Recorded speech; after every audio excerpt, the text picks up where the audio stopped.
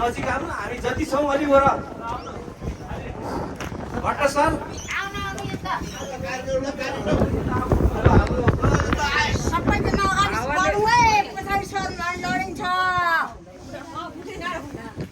एकछिन यतातिर हामी धेरै टिक्दैन फेरि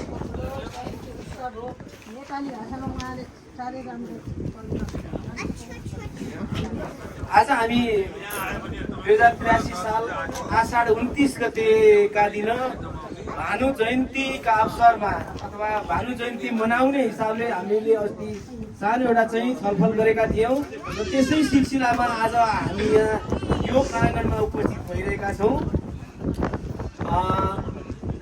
कार्यक्रमको अध्यक्षता गरिदिनु हुन समाजका अध्यक्ष शोभा भट्टज्यूलाई अनुरोध गर्छु। त्यसै गरेर हाम्रा बासिका उमादेवी ओझालाई पनि आसन ग्रहण गरिदिनु अनुरोध गर्छु। प्रोफेसर एम सरलाई पनि आसन ग्रहणको लागि अनुरोध गर्छु। लगायत हामी यहाँ सम्पूर्ण जो छौँ आफ्नो स्थानमा चाहिँ आसन ग्रहण गरिदिनु हुन म अनुरोध गर्दै अब आजको विषयमा भानु जयन्तीको विषयमा प्रकाश पारिदिनु हुन मैले एम सरलाई चाहिँ अनुरोध गरेँ र माइक हस्तान्तरण गरेँ। धन्यवाद। माइकले धेरै श्रीरामचरित्र लेख्नु भयो भास्कर रामा भास्कर रामा भानु कविले गरी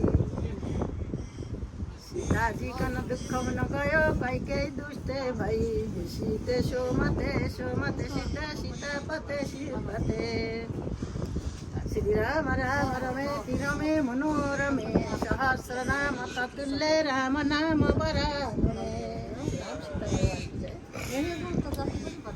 यो सुन्दरकाण्ड तर्छु छार समुद्रमा सहजै भन्ने इरादा धरी श्रीरामका चरण रविन्द्र मनमा अत्यन्त चिन्तन गरे भन्छन् वीरहरूलाई त्यहीँ हनुमान हे वीर हो परी सीताजी कन भेट्छु म अहिले जान्छु बडो बेग गरी सीताजी कन भेट्छु म अहिले जान्छु बडो बेग गरी क्या डर छार समुद्र तर्न सहजै पहुँचाउँछु लङ्का भनी क्या डर छार समुद्र तर्न सहजै पहुँचाउँछु लङ्का भनी चारै पाउ विषय तमिन धसी कुद्या हेर्दै तमासा पनि चारै पाउ जमिन धसी विषय कुद्या हेर्दै तमासा पनि पापी जन पनि रामका स्मरणले संसार पार तर्छ त उनकै काम निमित्त औँठी सगली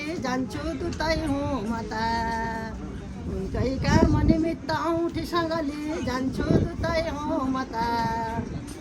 सीताजीलाई रावणले हरेर लगे लङ्कामा लगेर उनले त रावणबाट मरेर चाहिँ म मोक्ष हुन पाऊँ भनेर लगे। तर अब रामचन्द्रले चाहिँ भयो धेरै कष्ट पाउनुभयो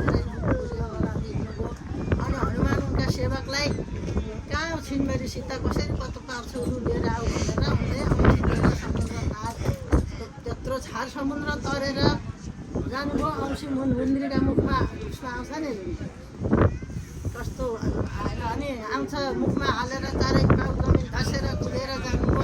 सीताजीलाई अशोकका वनमा रावणले पूजा गरेर राखेको थियो। उसले त पूजा गर्न राखेको लक्ष्मीमा त त्यो कारणले भनेपछि रामचन्द्रका हातबाट मर्छु भने रामायणमा सबै आउँछ निहरूले पढ्नुभएको छ। अब मैले सबै जाडाले अतालिए नानीहरू छोटकरी गरेँ।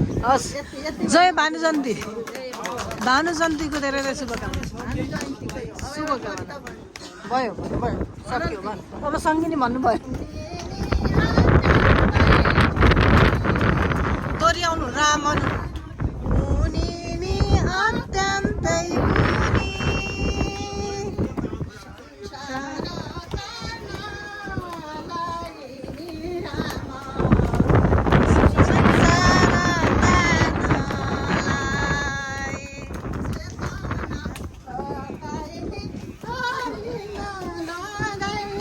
चेतना खटाइनी हारीलाई लगाई यो दुःख टार्नलाई नि ओ यता दुःख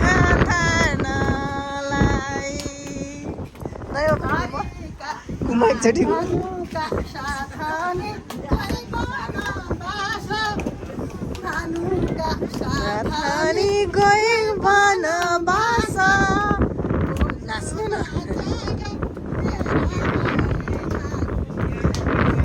जान त्यागेर ओ यो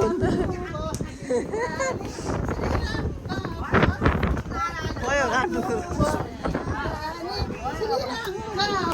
अब छोड्दिनु न तिम्रा त जागेर हरि भानु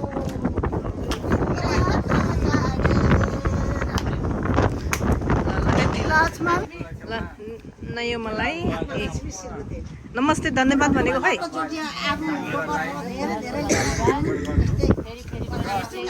नयो मलाई सरस्वती वन्दना भनेर यहाँ लगाइदिनु हुँदैछ राज्य होस् अथवा साम्राज्य होस्, राजा होस् अथवा बादशाह होस्, यो मान्यता विश्वले राखेको मान्यता हो। विश्वले राखेको मान्यता हो। यो कमजोर छ भने राजा पनि कमजोर हुन्छ, बादशाह पनि कमजोर हुन्छ, राज्य पनि कमजोर हुन्छ, साम्राज्य छैन भने मैले उहाँले निकाल्नु भयो। अब यो फोटो हाम्रो यो नानी यहाँ हेर्नु सबैजना अगाडि यहाँ बसी यी नानीले तयार गरिरहेकी रहेछ है। उनको नयमा आचार्य उहाँलाई धेरै धेरै धन्यवाद। किनभने हाम्रो मनमा मात्रै थियो, तर हामीले स्वयं फोटो यहाँ प्रदर्शन हामीमा हेर्न पायौँ। नानीलाई धेरै धन्यवाद। र नानीले केही कुराहरू बोल्छु भनेकी छन्। के भन्छु तिमीले? सरस्वती वन्दना अलिक साह्रो सरस्वती वन्दना अलिक साह्रो जाऊ ल ठिक छ, उठेर भनिदेऊ त। ल जाऊ यता फर्केर अगाडि फर्केर भन नानीले सरस्वती वन्दना भन्छ। चार्ज छैन यो छैन होला होइन चार्ज अलिक सानो भन्छन् होला कि अलिक साह्रो भन मनदी धन कमायो भरजन्म मनतिर घाँसतिर मनदी धन कमायो नाम केही रहोस् पाइन्छ भनेर कुवा खनायो। घाँसी दरिद्र घरको तर बुद्धि कस्तो म भानुभक्त धनी भइकन आज यस्तो।